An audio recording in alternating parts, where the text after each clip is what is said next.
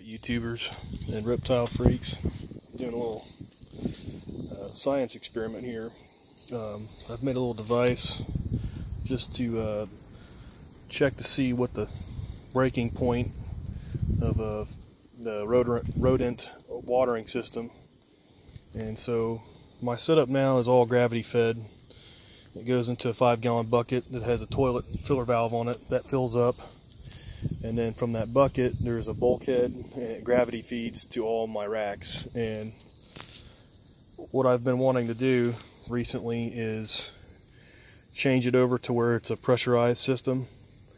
And so the problem I've been having with my racks right now is due to the low pressure, and since it's gravity fed, a lot of times when rats are drinking water from the valves that are higher up in the system near the top of the racks, that will backflow and suck air in when rats at the very bottom of the racks are trying to drink water also. So, and what's happened when that happens is I guess I've been getting like a goo buildup in some of my valves from my rodent water nipples, and the only thing I could think that's causing that is from the bacteria from the rat's mouth when they're drinking it. It's only happened near the top water nipples, but they'll gum up inside and like this gooey stuff, and it'll clog the valve and it'll give you a no flow situation.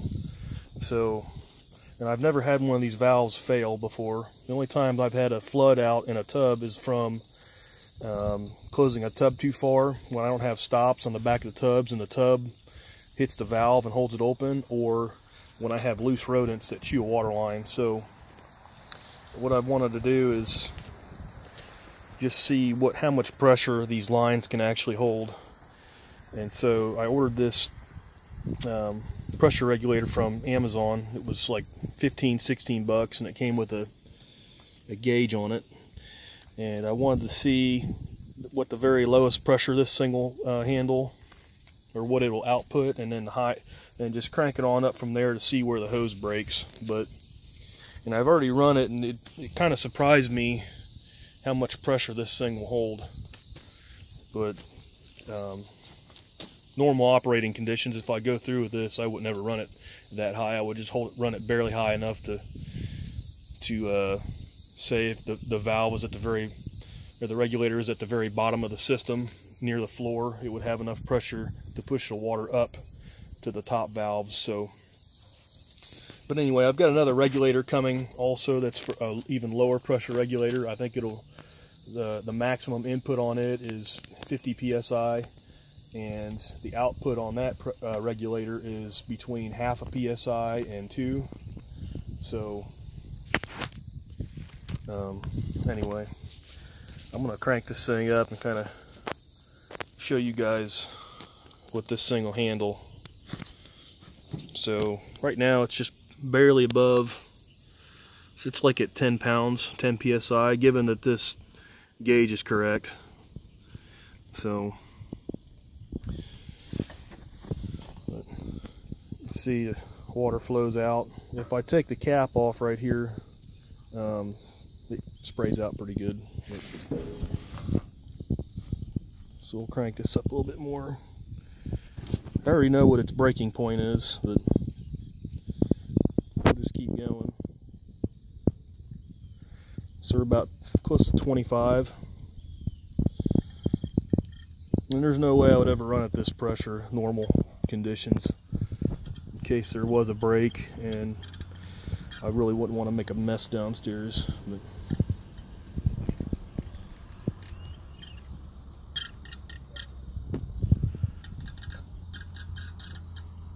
and by the way, this hose right here, the water nipple, the tubing, the T, this little quick connect piece here, that's all available from reptilebasics.com.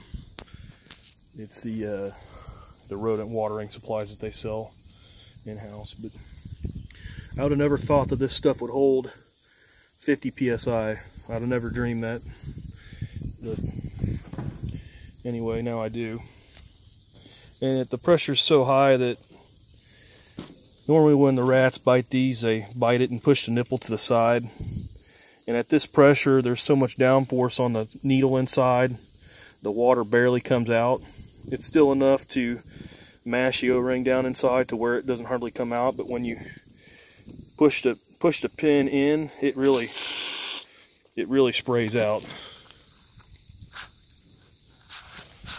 So I mean, the pressure kind of drops down to about 40 when you do that. But so that thing, if you have water lines like this on your setups, now you know how much pressure that stuff will hold. And probably most people are running them gravity fed anyway from a bucket that sits on top of the racks. But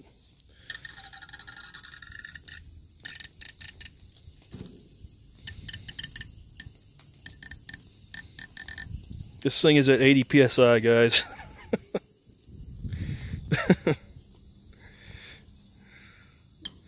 $80 pounds. Yeah, I think that's 80. That's crazy. And it really sprays out too.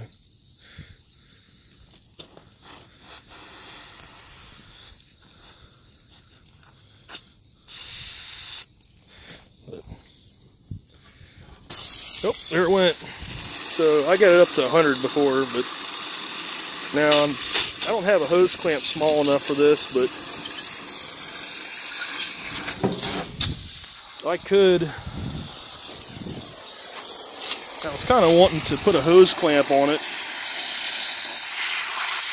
and see what the breaking point is of the rest of the hose. But